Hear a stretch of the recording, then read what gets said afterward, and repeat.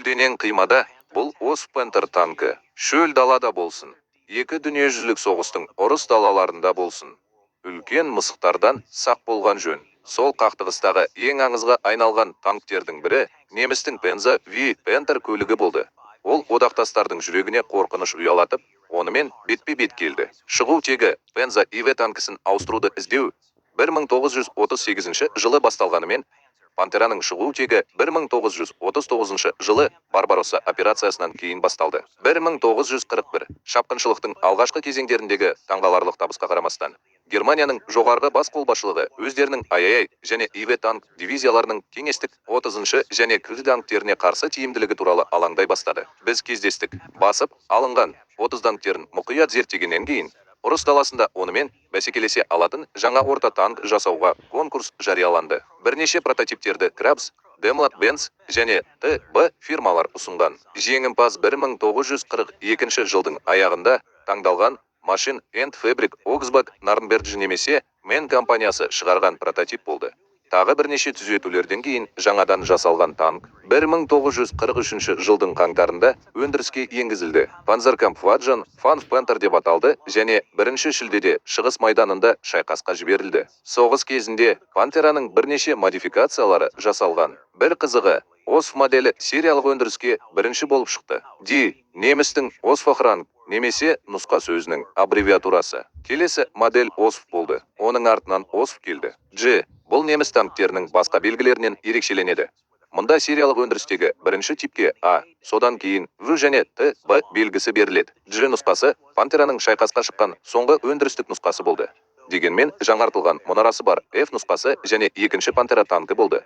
Ол да жоспарланған болатын. Бірақ соғыс ол конвейерге жеткенге дейін аяқталды. Бұл Освтың жаңартылған нұсқасы болды. Аның шассиі қайта жасақталды және өндірісті жеңілдету және арзандату үшін өзгертулер енгізілді. Сәлем, қарапайым тарихшылар. Сізде мобильді құрылғыңызға классикалық компьютерлік соғыс ойындарын әкелетін нақты уақыттағы қалталы стратегиялық ойын жасауға деген құлшынысыңыз болды ма? Хипемастер ұсынған дүниежүзілік соғыс армиялары сізге мұны істеуге көмектеседі. Command and Conquer сияқты аты аңызға айналған ойындардан шабыт ала отырып, дүниежүзілік соғыс армиялары сізге екінші дүниежүзілік соғыстың шынайы техникасы мен жаяу әскерін пайдалануды ұсынады. Бұл сізге үшінші графикасына таңдану кезінде ұрыс тактикасын жетілдіруге мүмкіндік береді. Ойындағы ең мықты ұлттардың арасынан өз тарапыңды таңда. ақш, Германия немесе КСРО. Әр ұлттың қолында ауыр танктерден бастап, мамандандырылған инженерлерге, өрт сөндірушілерге және аңшыларға дейін 20-дан астам бірегей бөлімшелер бар. Стратегия мұнымен бітпейді. Әр ұлттың бірегей генералдары бар. Олардың әрқайсысының шайқас толқынын өзгертуге қабілетті ерекше қабілеттері бар. Әуе шабуылдарын жасаудан бастап,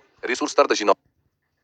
Танкінің өлшемдері ұзындығы 29 фут, ені 11 фут және биіктігі 10 фут немесе 8,186 метр, 3,142 метр, 3,1 метр. Пантераның салмағы 45 метрикалық тоннаны құрайды.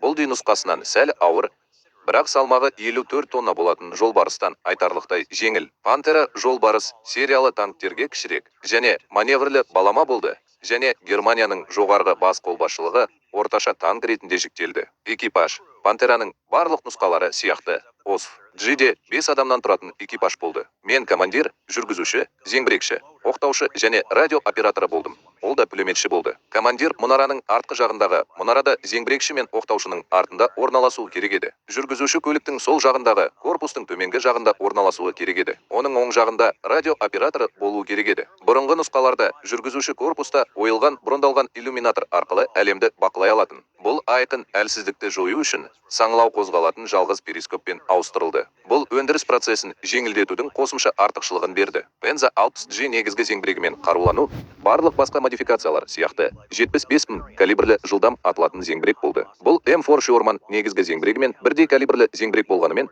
оның оқпаны зарядының жоғарылауына және оқпанының ұзаруына байланысты, оның бастапқы жылдамдығы әлдеқайда жоғары. Бұл Пантераның негізгі зеңбірегіне одақтас танктерге қарсы тамаша ену мүмкіндігін берді. Освте негізгі зеңбіректің оқ дәрісі 82 патронды құрады. Бұл бұрынғы нұсқалардан сәл артық 79 патрон. Пантераның екінші қаруы 7,192 мың калибрлі МГ-34 пулеметтерінің жұбы болды. Олардың бірі негізгі зеңбірегі бар коаксиалды мұнарада орналасқан. Екіншісі мылтықтың тұмсығында орналасқан және оны радиооператор пайдаланған. Осв-дегі қару, жарақ. Пантераның барлық нұсқалары сияқты кеңестік 34 танкінің зерттеулерінен шабыттанған гербе деп аталатын көлбеу бронды пайдаланды. Бұл мүмкіндік қорғанысты арттырды, салмақты азайту, машинаның салмағын одан әрі төмендету үшін. Оның бүйірлері мен артқы жағындағы құрыш алдыңғыға қарағанда жұқа болу керек. Пантераның алдыңғы сауытының қалыңдығы 80 мм құрады. Ал еңкеуге байланысты, бұл жау снарядының 100 мм-ге жуық бронды тиімді тесіп өтуі керек дегенді білдіреді. Бұл көптеген одақтас танктер мүмкін емес деп есептеген. Зеңбіректер, әсіресе 75 мм-лік 4-ші калибрлі Шерман зеңбірегі жасауда қиындықтарға тап болды. Пантераның бүйірлері мен артқы жағы жұқа болды. Қалыңдығы 45 мм, ал танктың үстіңгі жағы салыстырмалы түрде жұқа болды. 30-шы, алдыңғы сауыттың қалыңдығына және қанаттардың салыстырмалы осалдығына байланысты. Одақтас танк экипаждары Пантераны бүйірден айналып өтуге тырысты. Өлтіру бұл OSPG-дің алдыңғы нұсқаларымен салыстырғанда бүйірлі құрышы да қалыңырақ болды.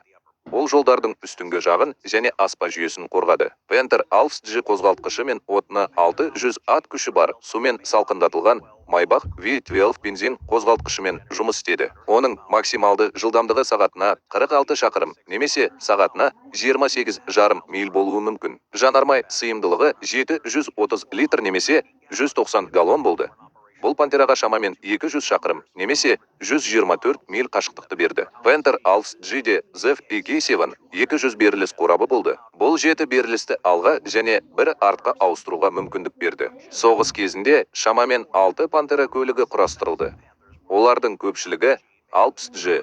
Оларды бірнеше өндірушілер шығарды.